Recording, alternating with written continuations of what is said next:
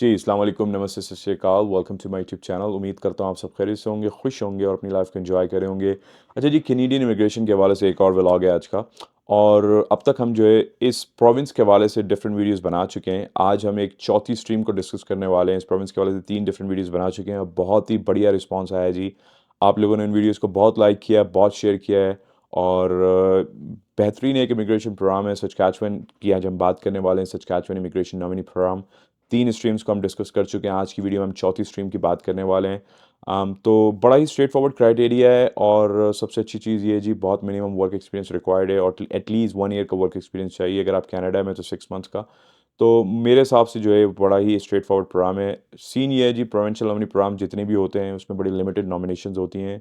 तो अगर आप कनाडा आना चाह रहे हैं और आपका प्लान है या ऑलरेडी आप कनाडा में हैं, तो आपने अगर इस प्रोग्राम के थ्रू आपकी एलिजिबिलिटी क्राइटेरिया मीट होता है तो आपने कोशिश करनी है जल्द से जल्द जो है वो अपनी चीज़ों को रेडी करें। इस वीडियो के अंदर हम बात करने वाले हैं जी, क्या एलिजिबिलिटी क्राइटेरिया है, क्या रिक्वायरमेंट्स है, क्या डॉक्यूमेंट्स रिक्वायर्ड हैं और किस तरीके से आप जो है वो इस प्रोग्राम के थ्रू अप्लाई कर सकते हैं। और सबसे दूसरी इंपॉर्टेंट चीज़ ये है जी कि मैं हमेशा अपनी वीडियोज़ में क्लियरली बताता हूँ, I am not an registered RCIC consultant. Based on my own research and experience मैं आप तक इस वीडियो को डिलीवर कर रहा हूँ। तो मेक श्योर आपने ये करना है जी, इस वीडियो को आप स्टार्ट से एंड तक देखें ताकि आपको एक क्लियर अंडरस्टैंडिंग डेवलप हो सके, एक आइडिया हो सके किस तरीके से इस प्रोग्राम के थ्रू आप SINP की तरह नॉमिनेशन ले सकते हैं और आगे कनाडा की PR ले सकते हैं और प्रोविंस ऑफ सस्कैचुअन में सेटल डाउन हो सकते हैं। सो मैं आपके साथ अपनी स्क्रीन शेयर करता हूँ, दिखाता हूँ किस तरीके से इस प्रोग्राम के क्या क्या रिक्वायरमेंट्स हैं और आप कैसे अप्लाई कर सकेंगे। राइट गाइस, आप जैसे कि मेरी स्क्रीन पे देख सकते हैं, प्रोविंस ऑफ सस्कैचुअन की ऑफिशियल वेबसाइट है। सस्कैचुअन इमिग्रेंट नॉमिनी प्रोग्राम, ये SINP जो है जी, अगर आप इसको सर्च करेंगे तो ये बहुत ही फेमस है। गवर्नमेंट ऑफ सस्कैचुअन का एक इमिग्रेशन प्रोग्राम है जिसके अंदर डिफरेंट स्ट्रीम्स आती हैं। जैसे मैंने पहले वीडियोस में बताया, हम 3 स्ट्रीम्स को ऑलरेडी डिस्कस कर चुके हैं, उनके लिंक्स मैं डिस्क्रिप्शन में ऐड कर दूंगा। सो मेक श्योर अगर आपको सस्कैचुअन इमिग्रेशन नॉमिनी प्रोग्राम के वाले से कोई और इन्फॉर्मेशन भी चाहिए तो आप उन वीडियोस को भी देखें। आज की जो हम बात करने वाली वीडियो में जी, वो है टैग टैलेंट पाथवे। ठीक है जी, ये एक स्ट्रीम है जैसे मैंने बताया। इस वीडियो में आपको क्लियरली मैं एक्सप्लेन करने वाला हूँ क्या रिक्वायरमेंट्स हैं, किस तरीके से किस पोर्टल के थ्रू आप अप्लाई करेंगे और इसके साथ साथ जी आपको क्या क्या डॉक्यूमेंट्स रिक्वायर्ड होंगे। ठीक है जी। तो जो ये कैटेगरी है जी, ये हाई स्किल टेक्नोलॉजी और इनोवेशन सेक्टर्स के जो वर्कर्स हैं, राइट, फॉर एग्जांपल IT से रिलेटेड जो जितनी फील्ड्स है, ज्यादातर फील्ड जो है उसमें कवर्ड हैं। तो इसमें जो मेन चीजें मैं आपको एक्सप्लेन करता हूँ। इसमें देखिए दो दो तरीके हैं मेनली। आप नॉन एक्सप्रेस एंट्री के थ्रू भी अप्लाई कर सकते हैं और एक्सप्रेस एंट्री के थ्रू भी आपको इनविटेशन मिल सकता है। ठीक है जी। नॉन एक्सप्रेस एंट्री का मतलब ये है कि आप जो है वो डायरेक्टली प्रोविंस के साथ आप डील करेंगे, डायरेक्टली उनके साथ आप उनके उनके पोर्टल के थ्रू आपको इनविटेशन आएगा। एक्सप्रेस एंट्री में अगर आपकी ऑलरेडी एक्टिवेटेड प्रोफाइल है, ठीक है जी, तो फिर आपको चांसेस हैं, अगर आप इन ऑक्यूपेशन में फॉल करता है आपका प्रोफेशन, तो आपको एक्सप्रेस एंट्री के थ्रू इनविटेशन मिल सकता है एंड देन वहां से आप फिर आगे अपनी PR फाइल कर सकते हैं। ठीक है जी। तो मैं दोनों चीजें बड़ी क्लियरली एक्सप्लेन करूंगा। सबसे इंपॉर्टेंट चीज ये है जी कि आपको ऑफ कोर्स सस्कैचुअन प्रोविंस के अंदर जॉब ऑफर चाहिए। ठीक है। High skill technology, so of course IT के रिलेटेड जो है ऑक्यूपेशंस में आपको जो है वो जॉब ऑफर चाहिए। हम ऑक्यूपेशंस को भी क्लियरली आपको एक्सप्लेन करेंगे। इसके साथ साथ जी आपने ऑफ कोर्स सारा जो एलिजिबिलिटी क्राइटेरिया है उसको इस कैटेगरी का वो आपने सारा मीट करना है। और जितने भी PNPs होते हैं उसमें क्लियरली मेंशन होता है कि आपका इंटेंशन होना चाहिए कि आपने सस्कैचुअन में एज अ परमानेंट रेजिडेंट आपने वहां सेटल डाउन होना है, आपका ये इंटेंशन होना चाहिए। और अगर आप टेम्पररी वर्क परमिट पे हैं तो ऑफ कोर्स आपने जितने भी जो भी नॉमिनीज जो नॉमिनेशन के लिए अप्लाई करेंगे, वो अगर वो टेम्पररी परमिट्स पर ऑलरेडी कनाडा में है वर्क परमिट्स के ऊपर, वो ऑफ कोर्स वो उनको सस्कैचुअन में होना जरूरी है उस वक्त जब वो उस नॉमिनेशन के लिए अप्लाई करेंगे। ठीक है जी। तो ये प्रोग्राम जो है जी, अगर आप कनाडा में हैं या कनाडा से बाहर हैं, दोनों सूरत हाल में आप इस दोनों सूरत में आप जो है इस प्रोग्राम के थ्रू अप्लाई कर सकते हैं। तो पहले हम डिस्कस करते हैं eligibility for non express entry. ठीक है जी। अगर आप कनाडा से बाहर हैं या आपके पास लीगल स्टेटस है कनाडा के अंदर, तो ऑफ कोर्स आप इस प्रोग्राम के थ्रू अप्लाई कर सकते हैं। But non refugee, I mean like अगर आपका स्टेटस रेफ्यूजी क्लेमेंट है तो आप इस प्रोग्राम के थ्रू एलिजिबल नहीं है। ठीक है जी। पहले हम बात करते हैं जी, अगर आप ऑलरेडी सस्कैचुअन के अंदर मौजूद हैं और आप सस्कैचुअन में काम कर रहे हैं, आपने एटलीस्ट कम से कम भी 6 महीने जो है रफली 780 आवर्स जो है वो आपने काम करना है। और ऑफ कोर्स वो 30 घंटे प्लस की आपका जो है वो वर्क एक्सपीरियंस होना चाहिए, जो उसी एम्प्लॉयर के साथ जो आपको जॉब अप्रूवल लेटर, जिसे हम JAL भी कहते हैं, JAL जो जॉब अप्रूवल लेटर आपको जो है वो SINP के थ्रू मिलेगा, वो आपको एम्प्लॉयर आपको लेके देगा। तो आपने, अगर आप सस्कैचुअन में हैं, आपके पास एक जॉब है IT के अंदर या XYZ जो भी ऑक्यूपेशंस है, उसके अंदर आपकी जॉब है, आपने 6 महीने काम कर लिया है, 30 घंटे प्लस पे आपने काम किया है और इसके साथ साथ आपकी जॉब अप्रूवल लेटर आपके एम्प्लॉयर ने जो है वो आपको दे दिया है, the work experience does not need to be consecutive work experience in either case, तो मतलब ज़रूरी नहीं है कि वो आपका कंटिन्यूअस एक वर्क एक्सपीरियंस हो, बट आपने 780 आवर्स का जो है वो टारगेट मीट करना है। If you have not been working for your supporting employer full time for at least 6 month, then you must have at least 1 year experience in your occupation within the last 5 year. तो ये जी condition है, अगर आप already उसके बाद 6 महीने के लिए काम नहीं कर रहे हैं, बट आपके ऑक्यूपेशन में एटलीस्ट 1 साल का एक्सपीरियंस होना चाहिए। ठीक है जी? अगर आप कनाडा से बाहर हैं, आप कहीं भी हैं किसी भी कंट्री में, तो आपको at least 1 year of high skill related work experience चाहिए। पिछले 5 सालों के अंदर आपके जो भी एलिजिबल ऑक्यूपेशन है, उससे मैच होना चाहिए एक्सपीरियंस, और उस एटलीस्ट आपको 1 ईयर का जो है वो एक्सपीरियंस चाहिए, ठीक है? अगर आप कनाडा से बाहर हैं। अगर आप कनाडा में, तो 6 मंथ्स का एक्सपीरियंस ओके है, एज़ लॉन्ग एज़ आप उसी सेम एम्प्लॉयर के लिए काम कर रहे हैं, और अगर आपकी वो कंडीशन मीट नहीं हो रही, देन आपको 1 साल का वर्क एक्सपीरियंस दिखाना है। ठीक है जी? दूसरी इंपॉर्टेंट चीज़ ये जी, if currently working for the employer offering you the job, meet the language requirement established by your employer in job offer, your employer will be assessing your language ability. तो of course जो भी position है उसके हवाले से जो employer की requirements है लैंग्वेज की, आपने ऑफ कोर्स वो चीज़ें भी सारी मीट करनी है। और अगर आप इस वक़्त काम नहीं कर रहे हैं उस एम्प्लॉयर के लिए, देन ऑफ कोर्स आपने सीएलबी 5 जो है वो आइल्स में दिखाना है। ठीक है जी? मतलब लाइक वो आइल्स में हो या किसी भी डिफरेंट प्रोग्राम्स के अंदर वो हो सकता है, सेलपे पे, आइल्स है, अब तो पीटी भी एक्सेप्टेबल है। सो सीएलबी 5 जो है वो बड़ा ही मिनिमम स्कोर है जी। और अगर आपके पास कोई ऑफर नहीं है, या आपने उसके जॉब स्टार्ट नहीं करी उस एम्प्लॉयर के साथ, तो ऑफ कोर्स आपने सीएलबी 5 जो है वो कैनेडियन लैंग्वेज बेंचमार्क दिखाना है। ठीक है जी? दूसरी इंपॉर्टेंट चीज़ ये है कि आप जो है वो सस्कैचुअन लाइसेंसिंग की जो रिक्वायरमेंट्स है ऑक्यूपेशंस के हवाले से, आपने उनको मीट करना है। सही है? फॉर एग्ज़ाम्पल, अगर आपके पास कंप्यूटर इंजीनियर है, except software engineers and designer, तो ये डिफरेंट एनओसीज़ हैं, राइट? इनको जो है वो लेटर चाहिए, association of professional engineers and Jio scientist of Saskatchewan. ठीक है जी? तो फॉर एग्जाम्पल, कोई इलेक्ट्रिकल इंजीनियर, इलेक्ट्रॉनिक इंजीनियर, इनको जो है वो जी, ये गवर्नमेंट की बॉडी है, इससे जो है वो एफिलिएशन दिखानी है, या इनसे जो है वो एक लेटर चाहिए होगा एसोसिएशन के हवाले से कि भाई ये जो आपकी क्रेडेंशियल्स हैं, जो भी आपकी असेसमेंट्स हैं, वो अप्रूव्ड हैं, और वो उन्होंने आपको जो है एक तरीके से लाइसेंसिंग रिक्वायरमेंट्स को आप मीट करते हैं, सेटिस्फाई करते हैं, तो वो एक आपको एक लेटर देंगे। ठीक है जी? Or provide a letter from APGS indicating they have been assigned confirmatory exams. तो ऑफ कोर्स एक लेटर आपको, अगर उसमें आपको प्रोसेस में है और आपने वो एग्जाम्स की रिक्वायरमेंट्स को अभी तक मीट नहीं किया, और आपने एग्जाम्स के लिए एनरोल कर लिया है, confirmatory एग्जाम, तो एपीजीजीएस जो है वो एक लेटर इशू करती है, और उनकी आप वेबसाइट पे यहाँ जाकर आप डिटेल्स रीड कर सकते हैं। तो ऑफ कोर्स आपको वो एक लेटर अटैच करना होगा सपोर्ट करने के लिए कि भाई लाइक आप ऑलरेडी कंफर्मेटरी एग्जाम्स के लिए एनरोल हो चुके हैं, और आपको जो है एग्जाम्स असाइन हो चुके हैं, राइट? इसके साथ-साथ जी, have a post secondary education, like वही आपके पास जो है वो क्वालिफिकेशन चाहिए, मास्टर्स और बैचलर्स डिग्री, और 3 years degree at a university, college या डिप्लोमा, राइट? तो based on your NOC code आपने एजुकेशन की रिक्वायरमेंट्स को मीट करना है। इसके साथ-साथ ऑफ कोर्स, जैसे मैंने पहले बताया, आपके इंटेंशन होने चाहिए कि आपने सस्कैचुअन में रिसाइड करना है और सेटल डाउन होना है, ठीक है? और सबसे इम्पोर्टेंट रिक्वायरमेंट ये है कि आपके पास जी परमानेंट एम्प्लॉयमेंट की टेक्नोलॉजी इनोवेशन सेक्टर जॉब्स के हवाले से जो है वो जॉब ऑफर होनी चाहिए। और एसआईएनपी जॉब अप्रूवल लेटर, ये ज़ाहिर है सस्कैचुअन गवर्नमेंट एक जॉब अप्रूवल लेटर इश्यू करती है एम्प्लॉयर को, तो एम्प्लॉयर इसके लिए रजिस्टर्ड करता है एसआईएनपी के लिए, और गवर्नमेंट जो है फिर वो एक जॉब अप्रूवल लेटर देती है। ऑफ कोर्स आपको वो चाहिए होगा जब आप आगे प्रोसेस में मूव फॉरवर्ड होंगे, या प्रोसेस के थ्रू आप आगे अब चीज़ों को अप्लाई करेंगे, right?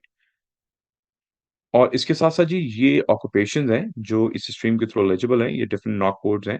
For example, computer and information system managers, electrical and electronics engineer, computer engineer, data scientist, cyber security specialist, business system specialist, information system specialist, database analyst and data administrator. तो आप देख सकते हैं technology के हवाले से different जो है वो ऑक्यूपेशंस हैं, मुख्तलिफ नॉक कोड्स हैं, मोर देन 10 जो है वो नॉक कोड्स हैं, आप देख सकते हैं। ठीक है जी? तो इनमें से अगर आपको कोई ऑक्यूपेशन है, सो आई वुड से कि इस वक़्त का ये बेस्ट जो है वो इमिग्रेशन प्रोग्राम है, इसके थ्रू आपको बहुत जल्दी नॉमिनेशन मिल सकती है, और आगे आप जो है वो पीएनपी के थ्रू पीआर अप्लाई कर सकते हैं। ठीक है जी? आज अब हम बात करते हैं जी eligibility about express entry.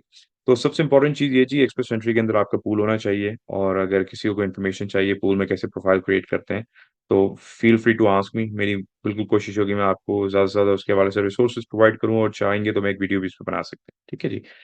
As a candidate in an RSC Express Entry pool, you may qualify for this subcategory if you live outside of Canada, और अगर आप कनाडा में हैं, कनाडा में नहीं है, दोनों तरीके से आप एक्सप्रेस एंट्री के थ्रू इसके थ्रू नॉमिनेशन ले सकते हैं।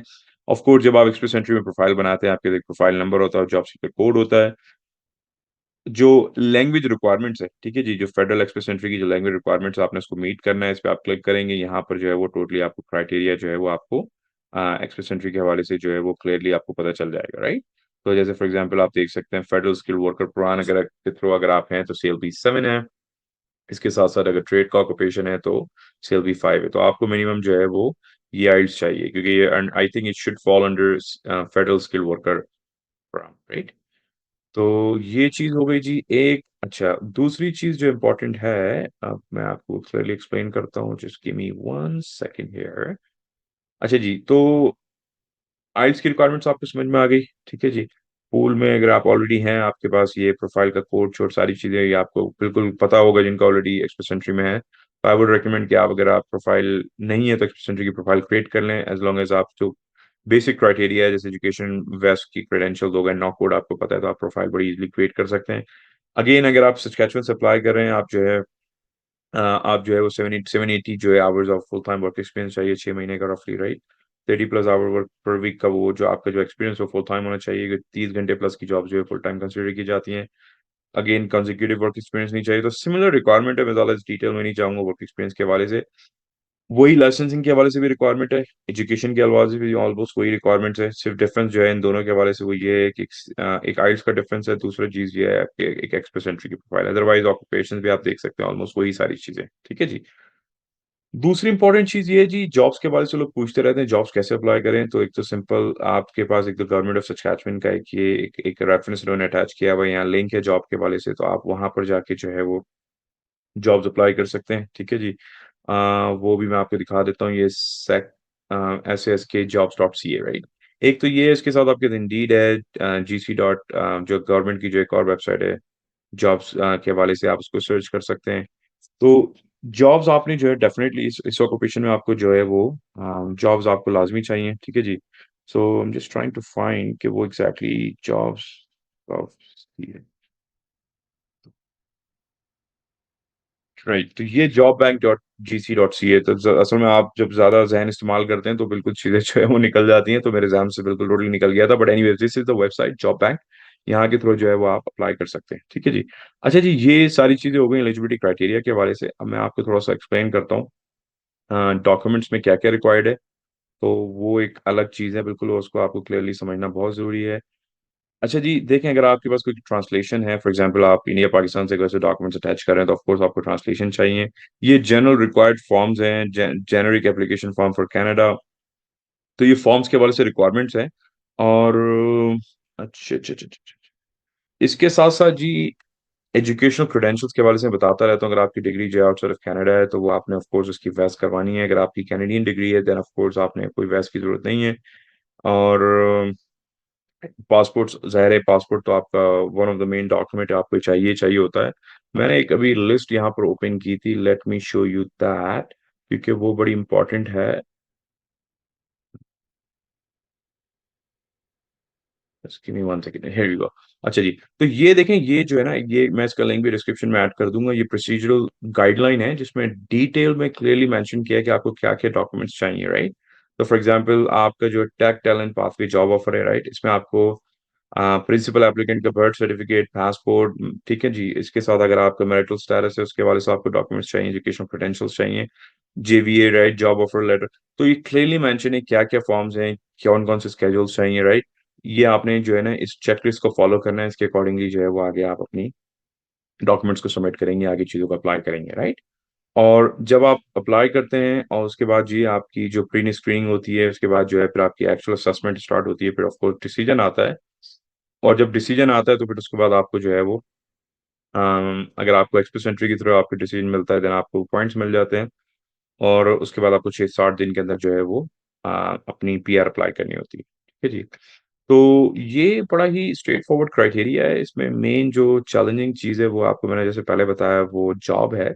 बट इन ऑक्यूपेशंस के अंदर आप कनाडा ले लें, ऑस्ट्रेलिया ले लें, यूएस ले लें, हर जगह ही आपको जो है वो बेशुमार जॉब्स मिलेंगी स्पेशली जो ये आईटी से रिलेटेड सेक्टर है। ठीक है जी? तो मैं नहीं समझता इसमें कोई बहुत ज़्यादा चैलेंज होगा एज़ लॉन्ग एज़ आप क्वालिफाइड ग्रेजुएट हैं, आपके रेलेवेंट एक्सपीरियंस है, सो होपफुली आप जो है वो जॉब्स एक्वायर कर सकते हैं एंड देन आगे जो है वो आप इसके थ्रू अप्लाई कर सकते हैं, ठीक है जी।